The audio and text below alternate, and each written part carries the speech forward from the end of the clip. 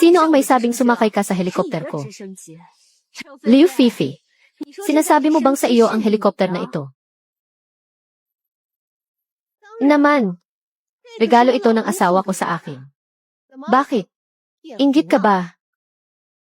Liu Fifi, kung sinasabi mong sa iyo ang helikopter na ito, ang aviation number nito, ay siguradong alam mo. Numero. Siyempre alam ko, no. Eh di sabihin mo para marinig namin. Nang magkaalaman na.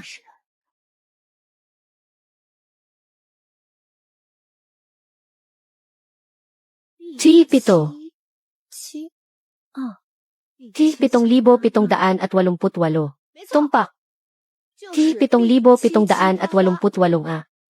Alam talaga ni Liu Fifi ang numero ng eroplano ko. Dahil baka ilinhouse yan. Tanga, ano bang mahirap doon? Asawa kita. Kaya ang akin ay sa iyo rin naman. Ganito na lang. Ililipat ko ng diretso sa iyo ang mga papeles. Bilang regalo sa birthday mo sa Makalawa. Tama na yan. Ngayon alam mo na kung kanino ang eroplanong ito. Umalis ka na kung ayaw mong mapahiya. Huwag ka nang magkalat dito.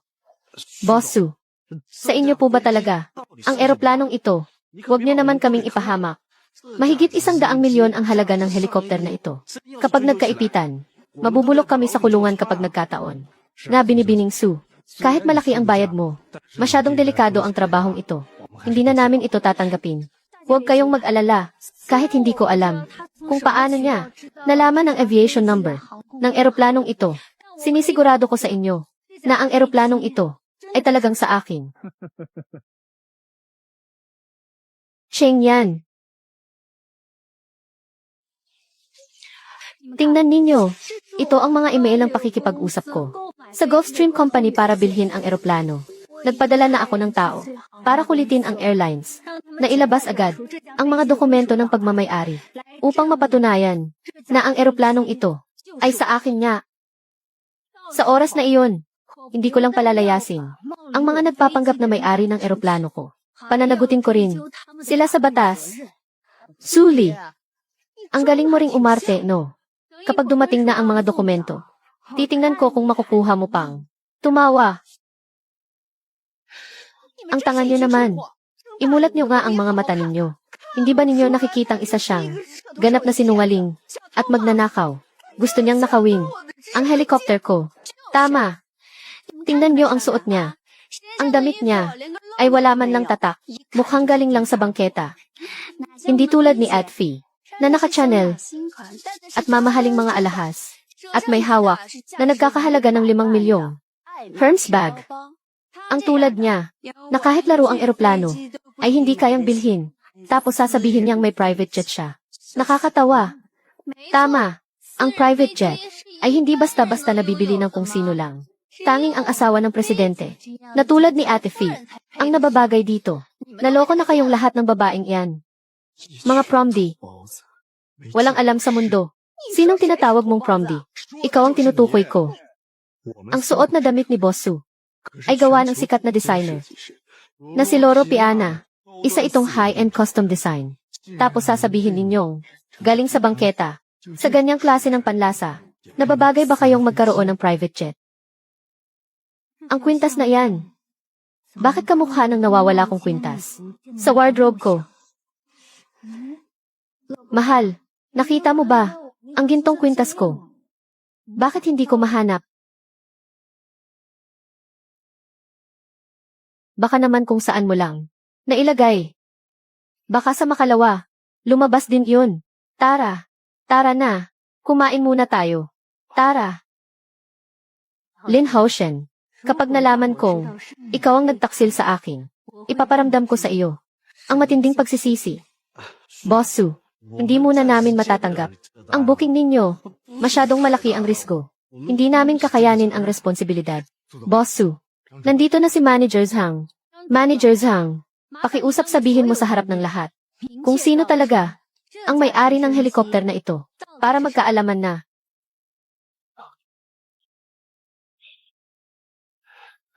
Ang may-ari ng helikopter na ito ay si Binibining Liu Fifi. Wow! Narinig mo ba, Suli? May sasabihin ka pa ba? Bakit hindi ka pa lumayas? Narinig mo ba? Layas na. Wala kang hiyang magnanakaw. Nga. Ayaw pa niyang umalis, anong balak niya? Gusto pa atang magnakaw. Lumayas ka na. 小偷，滚出去！小偷，滚出去！小偷，滚出去！小偷。 Liu Fifi. Isa ka lang ordinaryong empleyado ng marketing department ng Haishan Group. Wala pa sa 200,000 ang sweldo mo.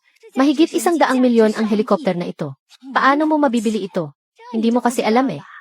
Ang aming si Fifi ay ang asawa ng presidente ng Haishan Group. Kaya kayang-kaya niya yan. Asawa ng presidente ng Haishan Group.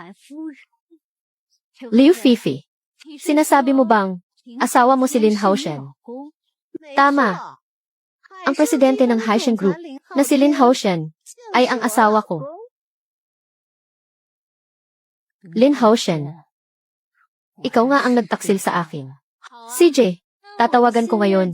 Mismo si Lin Haoshen. Titingnan ko kung kaya niyang sabihin asawa mo siya. Sandali. Bakit nasa iyo ang number ng asawa ko? Ang kapal mo, Suli. Ang lakas ng loob mong landiin ang asawa ko. Ginamit mo pa ang picture ninyong dalawa ng asawa ko bilang wallpaper. Wala kang hiyang, kabit ka. Lin Haoshen, binigyan kita ng pera, posisyon at dignidad. Ganito ba ang igaganti mo sa akin? Dahil hindi ka marunong magpahalaga. Huwag mo akong sisihin kung babawiin ko ang lahat ng ibinigay ko sa iyo. Bakit? Nabunyag na ba ang tunay mong kulay? Natahimik ka na. Iniisip mo ba kung paano magsusumbong sa asawa ko? Liu Fifi. Magsisisi ka sa huli. Magsisisi. Pinagsisisihan kong hindi ko agad nasira ang mapang-akit mong pagmumukha. CJ, magsumbong ka. Tingnan natin kung sino ang paniniwalaan ng asawa ko.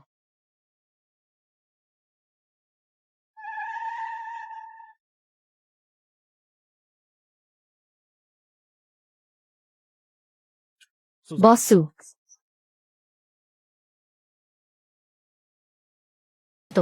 Mayroon ding ilang jade carving mula Qing Dynasty at mga sinaunang libro. Siguradong magugustuhan ni Matandang Wen ang mga ito. Ayos lang ba ang ganitong ayos? Magaling. Isang malaking kolektor si Matandang Wen. Tiyak na magugustuhan niya ang mga regalong ito. Huy, magpanggap ka pa. Suli, hindi pa ba sapat ang pagiging kabit at panlalandi mo sa asawa ko? Ngayon naman ay nagdala ka ng mga basurang gamit para magpanggap na mayaman. Akala mo ba talaga isa kang boss, Su? Huy.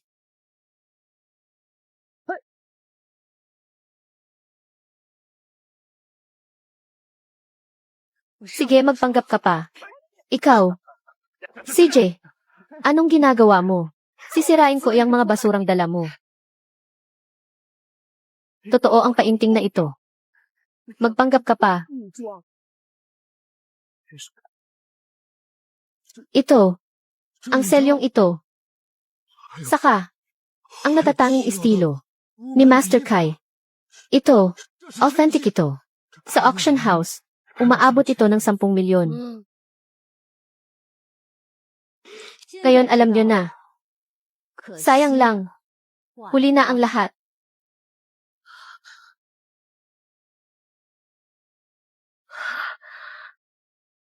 Dahan ng helikopter. Pumunta kayo rito sa loob ng 10 minuto. Tumatawag ka pa ng resback, ha? Kahit sino pang tawagin mo, wala ring silbi.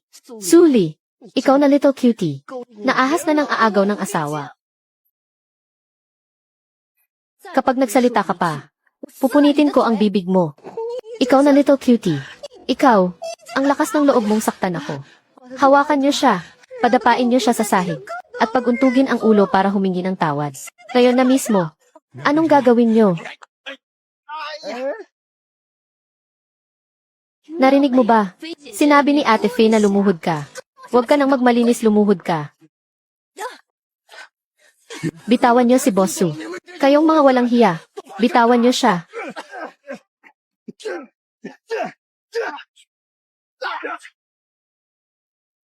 Ano ngayon, Suli? Mararanasan mo rin pala ang ganito. Ang pakiramdam na nakaluhod sa paanan ko. Masaya ba? Ikaw na little cutie. Ikaw, ang lakas ng loob mong duraan ako. CJ, hubaran niyo siya ng damit at itapon sa kalsada para makita ng lahat na ang isang tulad niya na nang aagaw ng asawa ng may asawa na little cutie ay walang kwentang babae. Tigil niyo iyan. Anong ginagawa niyo? Mahal, sa wakas dumating ka na. Kanina pa ako naghihintay sa iyo. Nag-aalala na ako. Baby, anong nangyari? Bakit kayo nag-aaway? Hindi ka ba nasaktan? Mahal, ayos lang ako. Di ba sinabi ko sa iyo kanina na may nang aapi sa akin? Kaya, tinuruan lang namin siya ng leksyon. Mabuti naman at ayos ka lang, baby. Boslin, matagal ko na pong naririnig ang pangalan niyo. Ako si Fifi, ang best friend ni Fifi na si Shen Ruyu. Isang karangalan na makilala kayo ngayong araw. Boslin, kumusta? Ako si Luna. Lagi kayong kinukwento ni Ate Faye na ang gwapo at kisig niyo raw at napakagaling niyo. Ngayong nakita ko na kayo. Sa personal, mas higit pa kayo sa mga kwento tungkol sa inyo. Boslin, ako si Zhang Dawei. Noon pa man, ay hangang-hanga na ako sa inyo. Ang Haishen Group, sa ilalim ng pamumuno nyo, ay talagang nagtatagumpay at patuloy na umaasenso. Magaling. Mga kaibigan kayo ni Fifi. Kaya parang pamilya na rin kayo. Pagbalik natin, bibigyan ko kayong lahat ng promotion at race. Salamat, Boslin. Boslin, kayo po ang aming tagapagligtas. Nga. Fifi, napakaswerte mo talaga na nakahanap ka ng tulad ni Boslin. Nagwapo, may kakayahan, at galanting asawa. Bakit parang pamilyar ang likod na iyan? Ang little cutie na iyan ay kay Haoshian. Kapag nagpaawa siya at lumambot ang puso ni Haoshian, anong mangyayari? Mahal, ang baliw na babaeng to ang nang-aapi sa akin. Kanina, gusto pa niyang agawin ang helikopter ko. Tama, napakakapal ng mukha niya. Nga, Boslin. Nananakit siya. Dinuraan niya si Ate Faye. At ang mga regalo ni Ate Faye para sa inyo. Namamahaling painting. At antike ay sinira niya. Boslin. At yung lalaking yun. Akmang mananakit pa siya kanina. Buti na lang napigilan namin siya agad. Boslin. Si Egg Faye ay masyadong mabait. Gusto na sana niyang palampasin ito. Pero hindi namin akalain na lalo pa silang sumusobra sa pang-insulto kay Ate Faye. Ito. CJ. Magaling. Ang lakas ng loob niyong saktan ang babae ko. Fifi. Masyado ka kasing mabait. Masyadong malambot ang puso ni Fifi. Kaya pinalampas ka niya. Pero ibahin mo ako. Dahil inapin niyo ang babae ni Lin Haoshan. Ipaparamdam ko sa inyo ngayon. Ang bagsik ko, Lin Haoshan. Gaano ka ba talaga kabagsik? Sige nga, ipakita mo sa akin. Ikaw, ang tinulak palayo. Pero ang ginoong iyon, ang siya namang napuruhan ng matindi. Nasa gift pa siya ngayon, ligtas sa akin. Suli, makinig ka sa paliwanag ko. Ano pa ang ipapaliwanag mo, Lin Haoshan? Dahil sa pagligtas mo sa akin noon, nakipagrelasyon ako sa iyo, at binigay ko ang lahat ng gusto mo. Hindi ko akalain na ganito ang isusukli mo sa akin. Isa ka talagang ganap na. Suli, si Boslin ay ang presidente ng Haishen Group. Isa ka lang ordinaryong. Paano mo nagagawang kausapin ng ganyan ang presidente? Gusto mo na bang mamatay? Lin Haoshan, sabihin mo nga sa kanila kung sino ba talaga. Tapos na ang lahat. Suli, ikaw na little cutie. Sa harap ko pa talaga, ang lakas ng loob mong tawaging asawa ang asawa ko. Pupunitin ko ang pagmumukha mo. Ako. Mahal, anong ginagawa mo? Tumahimik ka, Liu Fifi. Mahal, sinampal mo ako. Dahil sa little cutie na to, sinampal mo ako. Lin Haoshan. Ngayon natatakot ka na. Asawa ko. Mali ako. Patawarin mo ako. Parang awa mo na patawarin mo ako ngayon lang. Sige na. Mahal. Ikaw, anong tawag mo sa kanya? Asawa. Tinawag mo siyang asawa. Kung ganoon, ano ako? Nga, Boslin.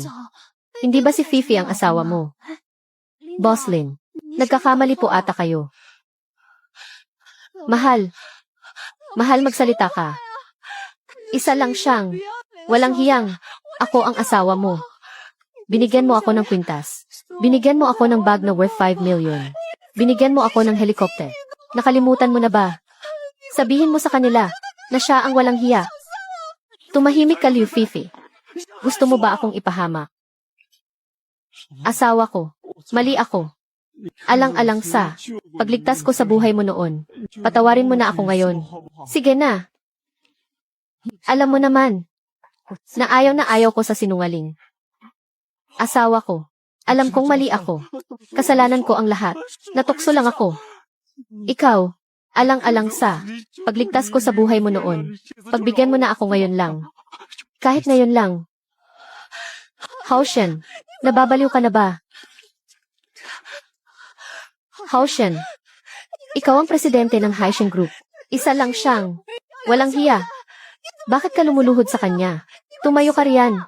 Anong nangyayari? Suli ay ang asawa ni Boslin. Kung ganoon si Fifi. Si Fifi ay. Anong problema? Ako ang pangarap na babae ni Haoshen. Noong college pa lang si Haoshen, ay may lihim na siyang pagtingin sa akin. Ako lang ang laman ng puso niya. Suli. Ang taong hindi mahal. Ang siyang tunay na kabit. Ang pananatili mo sa pwesto bilang ginang Lin ay wala ring saysay. Ni hindi ka nga hinahawakan ni Haoshen, di ba? Nga. Suli. Noong nasa kumpanya ka pa, kung kani-kanino ka lumalandi, at kung sino-sinong matandang lalaki ang kinakasama mo. Ngayon siguro, kung ano-anong sakit na, ang dala-dala mo, siguradong nandidiri sa iyo si Boslin. Kaya ayaw kanyang hawakan. Tama. Si Fifi ang tunay na mahal ni Boslin. Kung hindi, bakit magiging ganon kabait si Boslin kay Fifi? Binigyan niya ng 5 milyong limited edition na Hermes at binigyan pa ng private jet. Ang iba dyan, ang kapal ng mukha. Nakaharang lang sa daan pero wala namang silbi. Kung nag-iisip ka, ibigay mo na ang pwesto ng pagiging ginang Lin. Si Haoshen ay ang presidente ng Haishen Group. Kahit maghiwalay kayo, hamak na mas angat pa rin siya sa lahat ng lalaking nakilala ko. Kapag napaalis ko ang suli na to, ang lahat ng ito ay magiging akin. Kunin mo to. May laman na 500,000 ang card na to. Kung nag-iisip ka, tanggapin mo na ang perang to. At asikasuhin nyo na agad ni Haoshen ang divorce nyo at lumayas ka na sa paningin namin. Kung hindi, kami ni Haoshen ay hindi ka patatahimikin. Sisiguraduhin naming hindi ka na makakatapak sa Haichen. Lin Haoshen, ganoon din ba ang iniisip mo? Hindi. Asawa ko. Hindi ako makikipaghiwalay. Hindi ako makikipaghiwalay hanggang kamatayan. Alam kong mali ako. Nandito na si Assistant Lu. Si Assistant Lu, ang pinagkakatiwalaan ng chairman. Mukhang, pinapahalagahan pa rin ng chairman si Boslin. Nakita niyang naapi si Boslin. Kaya nagpadala siya ng tao para ipagtanggol si Boslin. Titingnan ko ngayon kung paano pa magyayabang si Suli. Siguradong nandito si Assistant Lu para tulungan si Fifi at si Boslin. Assistant Lu, sakto ang dating nyo. Kailangan nyo kaming tulungan. Ang baliw na babaeng to, hindi siya bagay kay Haoshen.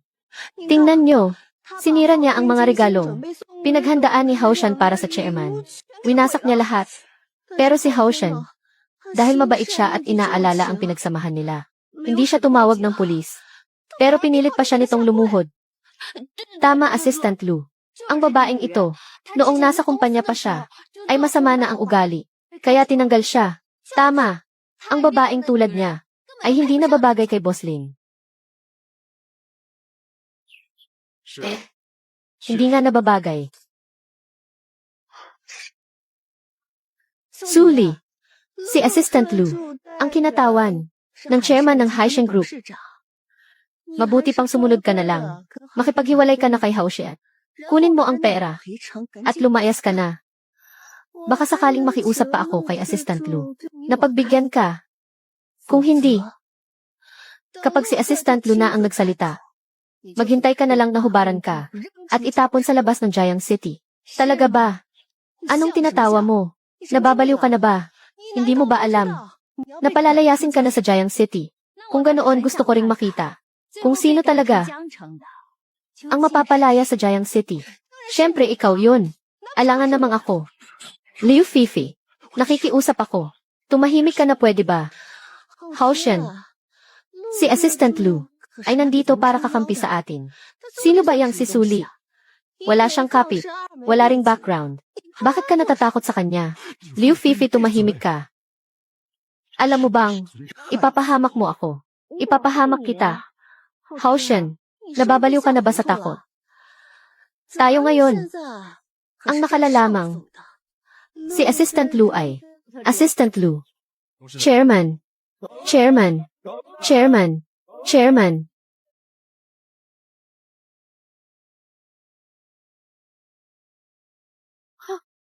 Patawad, Chairman.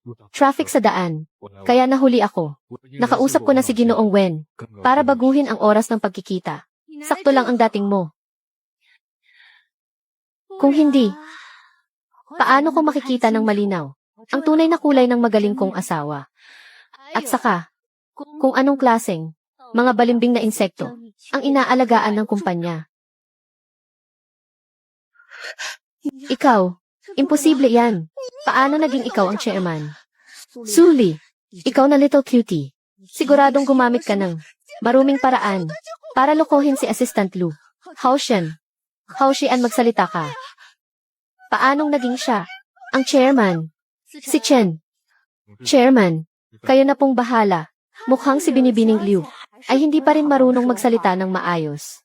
Turuan mo nga siya kung paano ako kausapin. Masusunod, Chairman.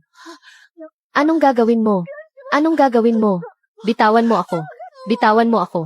Bitawan mo ako.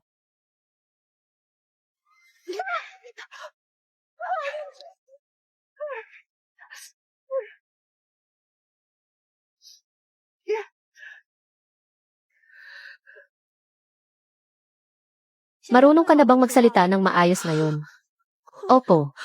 Marunong na. Walang aalis. Lahat ng nandito ngayon. Isa-isa kayo. Walang pwedeng umalis. Dahil, hindi pa tayo tapos magtuos. Chairman. Chairman. Patawad po, alam naming mali kami. Hindi namin alam na kayo ang chairman. Kung alam lang namin, kahit bigyan pa kami ng lakas ng loob, hindi namin magagawang ganuhin kayo. Nakikiusap po kami, parang awan nyo na. Na, Chairman. Si Liu Fifi na little cutie na yan ang may kasalanan. Sabi niya isa kayong kabit. Na ganoon. Kaya naniwala kami sa mga kasinungalingan niya. Talagang alam na po naming mali kami. Tama, Chairman. Isang malaking hindi pagkakaunawaan ito. Kasalanan ni Liu Fifi. Kasalanan ni Liu Fifi na little cutie na yan. Tinuruan niya kaming gawin to. Tama. Chairman, alam ko pong mali ako. Naging bulag ako at hindi ko kayo nakilala. Ang sama ng bibig ko. Dapat sa akin mamatay. Nagmamakaawa ako, patawarin niyo ako. Bigyan niyo pa ako ng pagkakataon. Asawa ko. Alam ko ring mali ako. Hindi sana kita niloko. Lin Haoshen, ang atraso mo ay saka na natin pag-uusapan. Tutal alam niyo na ang mali niyo at gusto niyong bumawi. Ang mga gamit na sinira ninyo ay bayaran niyo sa tamang presyo. Babayaran. Babayaran namin. Babayaran namin lahat. Lahat. Chairman, sabihin niyo lang kung magkano. Pipilitin naming bayaran. Tama. Si Chen. Ayon sa inisyal na pagtataya, ang mga sinira niyong painting at antike ay may kabuang halaga na 1 bilyong gasli.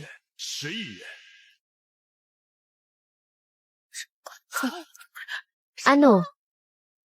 1 bilyon. Tapos na. Tapos na ang lahat. 1 bilyon. Imposible naman yan. Mga basag na bote at sirang painting lang yan eh.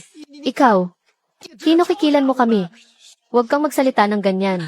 Chairman, alam naming mali kami. Magbabayad kami. Pero, hindi nyo naman kami pwedeng perahan.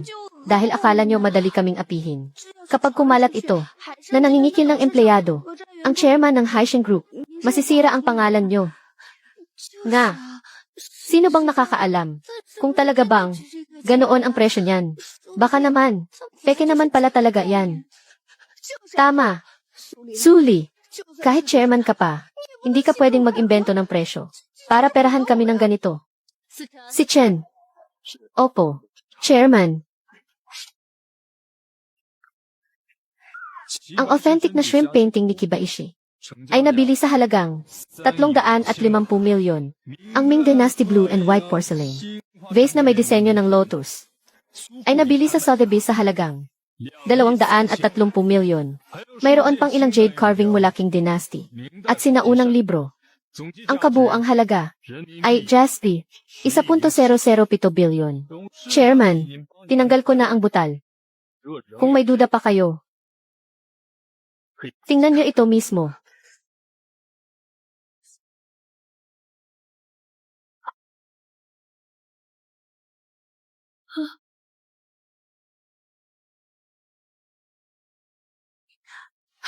Chairman, 1 bilyon. Ang sahod ko kada buwan ay 8,000 lang. Kahit hindi ako kumain at uminom, at magtrabaho ng 10 buhay, hindi ko mababayaran yan. Chairman, maawa na po kayo. Patawarin niyo na kami. Ang yaman-yaman niyo naman. Huwag niyo na kaming patulan. Na, Chairman. Alam na naming mali kami. Ituring niyo na lang kaming utot. At pakawalan niyo na kami. Nagmamakaawa ako. Chairman, ang kaunting barya sa inyo ay buhay na namin ang katumbas. Ang kawalang ito ay wala lang naman sa inyo, diba? Na, Chairman.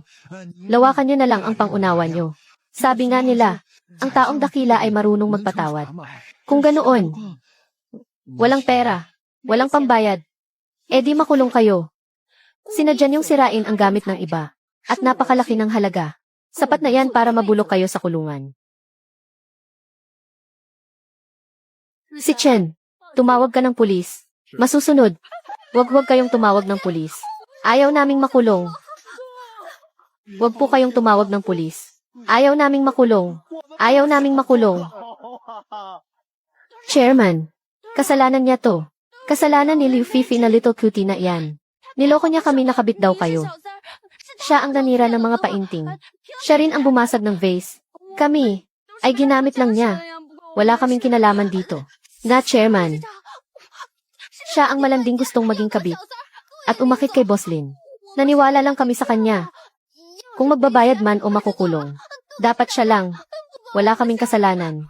Tama. Si Liu Fifi ang nag-utos sa amin. Ang mga gamit. Siya rin ang nag-utos na basagin namin. Siya dapat ang magbayad niyan. Haoshan. Haoshian, magsalita ka. Tulungan mo akong makiusap sa chairman. Nagmamakaawa ako. Ayokong makulong, Haoshian. Lumayo ka nga, tanga. Ang tanga-tanga mo, idadamay mo pa ako. Kung hindi dahil sa iyo, sa kayabangan at pagiging materyososa mo, aabot ba sa ganito ang lahat? Asawa ko. Alam kong mali ako. Ang little cutie na to, ang nang-akit sa akin. Natukso lang ako. Kahit kailan, ay hindi ko na siya kakausapin. Pangako yan. Alang-alang sa pagligtas ko sa buhay mo noon. Alang-alang sa pinagsamahan nating mag-asawa. Pagbigyan mo na ako ulit. Asawa ko, isa lang. Sige na. Asawa ko. Marumi ang sapatos mo. Pupunasan ko.